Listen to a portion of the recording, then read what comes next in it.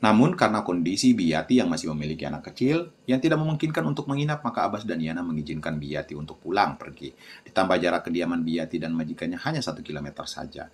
Biyati sedang sibuk di dapur dan Yana sedang asik menonton TV di pagi hari. Abbas sudah sejak tadi berangkat kerja.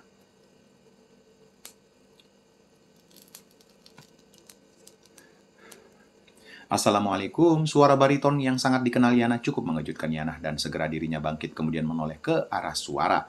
Dan benar saja, Pak Muslim berdiri gagah di ambang pintu dengan senyum mengembang dan tatapan penuh kepada Yana. Yana mundur beberapa langkah, gugup dibuatnya. Abi, masuk. Yana berusaha tenang menyilahkan mertuanya untuk masuk. Pak Muslim melangkah dengan pede menghampiri menantunya yang tertegun kaku. Dipeluknya pinggang menantu yang kini tengah hamil. Ah, lepas Bi, ada Biyati di dapur. Suara Yana bergetar pelan, nyaris tak terdengar.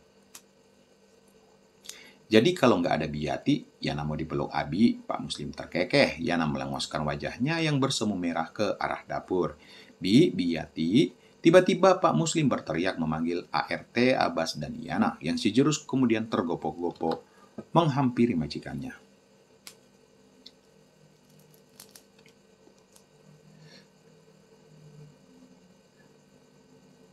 Iya Tuan Sepuh, mohon maaf saya tadi sedang merapikan dapur. Biyati menunduk penuh sopan santun.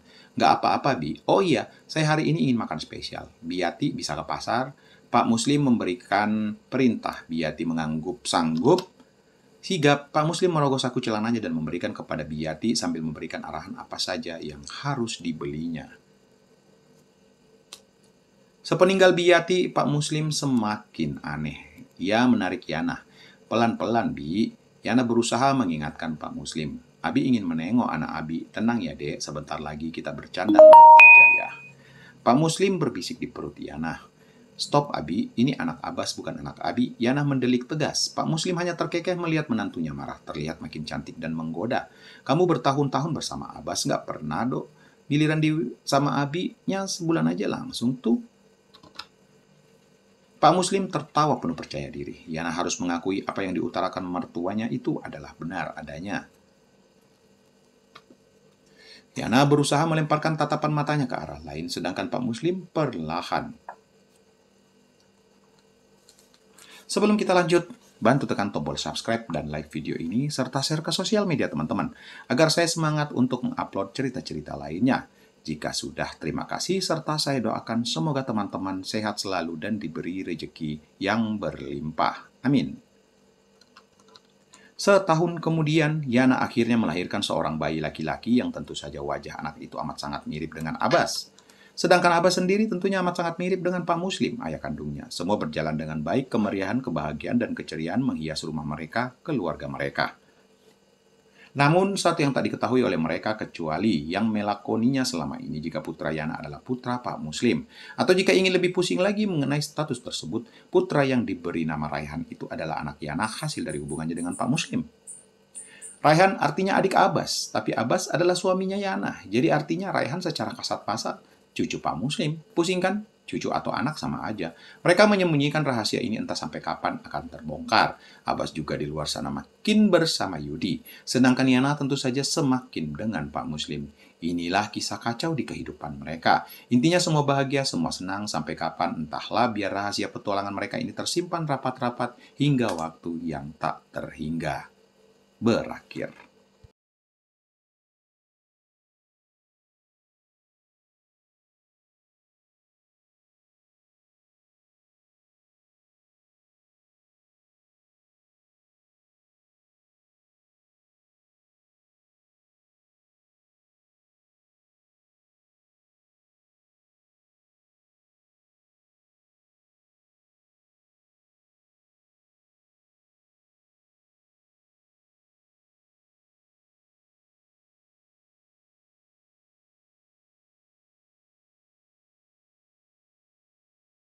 Pada akhirnya membuatku terlibat masalah kembali.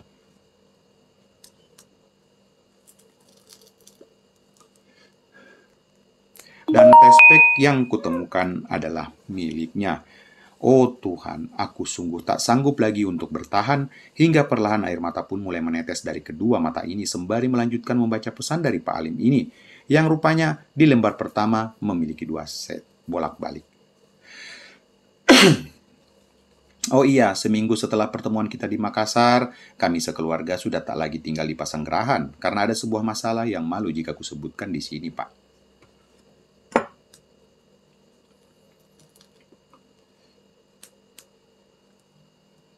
Kembali ke waktu kami berkunjung ke Jakarta, kami akhirnya memutuskan untuk tinggal beberapa hari, hanya menumpang tinggal di rumah Allah, Pak, karena uang yang kami bawa terbatas, hanya untuk digunakan buat bayar ongkos pulang pergi.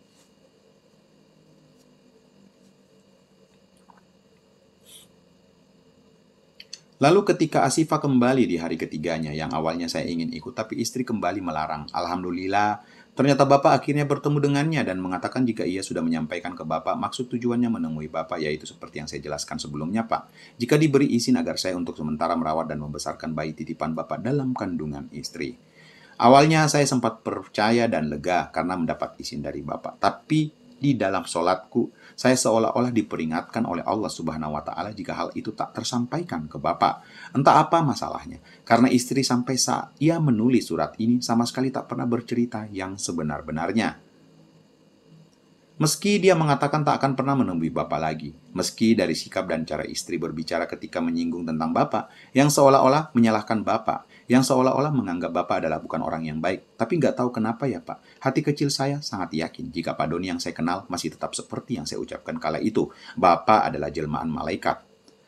Aku semakin menangis tanpa berusaha mengusap air mata ini, karena tak ada siapa-siapa juga di mobil. Dengan maksud saya menuliskan surat ini agar Bapak dapat memberikan maaf kepada saya atas ketidakmampuan saya menyampaikan izin saya mengambil hak yang seharusnya menjadi milik Bapak.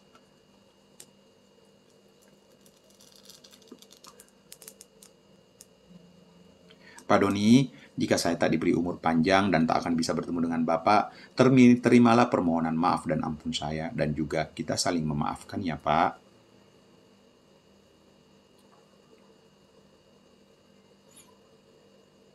Sebelum saya akhiri surat ini, bolehkah saya bermohon?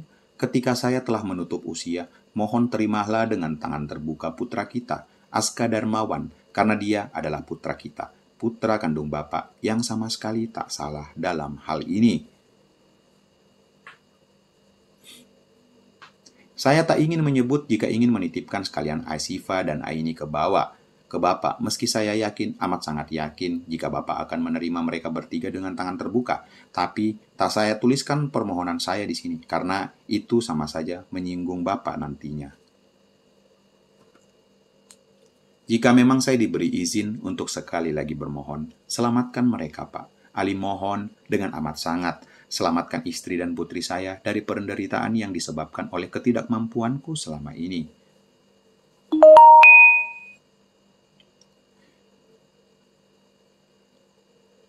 Tak perlu jika Bapak tak ingin menerima mereka sebagai bagian dari keluarga Bapak. Tapi insya Allah, saya akan berterima kasih teramat sangat ketika Bapak memberinya pekerjaan, semisal bekerja di rumah Bapak atau apalah.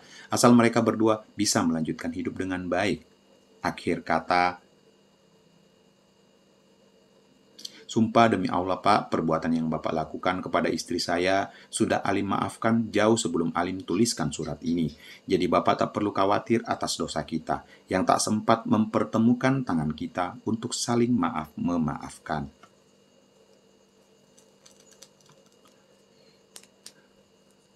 Pak Doni, Alim berharap, amat sangat berharap, tetaplah jadi malaikat kami, tetaplah jadi pelindung kami, pelindung mereka bertiga sampai saya nanti menutup usia. Pak, Alim pamit ya, sekian, wassalam.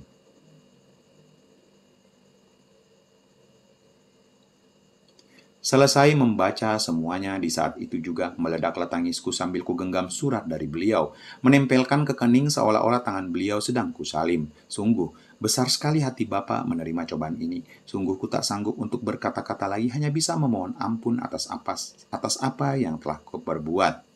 Pak Alim, andai saja aku diberi izin oleh istri Bapak, aku tak mungkin akan menyia-nyiakannya, tapi sungguh aku tak berdaya saat ini.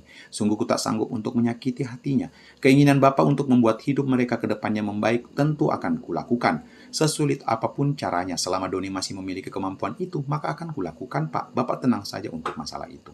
Hanya saja untuk kuajak mereka bersamaku. Sungguh ku tak sanggup melakukannya, bukan karena aku tak ingin. Hanya saja Asifah sendiri yang tak ingin menerimaku, Pak. Tanpa sadar, aku semakin menangis penuh kesedihan di dalam mobilku.